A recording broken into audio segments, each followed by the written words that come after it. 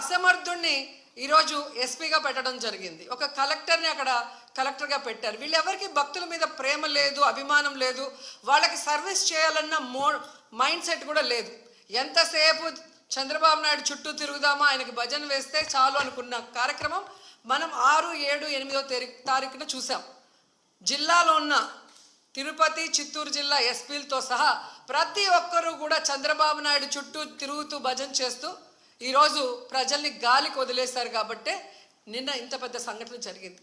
ఎంత దురదృష్టకరం అంటే, ఇదేదో సడన్గా ఈరోజు ప్రోగ్రాం పెట్టారు, మాకు తెలియకపోవటం వల్ల ఇలా జరిగిందని చెప్పడానికి లేదు. ఎవ్రీ ఇయర్ వైకుంఠ ఏకాదశి లక్షలాది మంది భక్తులు రావటం మనం కళ్ళారా చూస్తున్నాం. గత ప్రభుత్వం మీరు చూశారు, భక్తులకి ఏ విధంగా సౌకర్యాలని అందించడంలో, వాళ్ళకి సేఫ్టీని క్రియేట్ చేయటంలో, వాళ్ళకు వచ్చిన వాళ్ళకి పిల్లలకి పాలు ఇవ్వటం కానీ, పెద్దవాళ్ళకి వృద్ధులకి షెల్టర్స్ ఇవ్వటం కానీ, ఆడవాళ్ళకి కుటుంబ సభ్యులకి భోజనం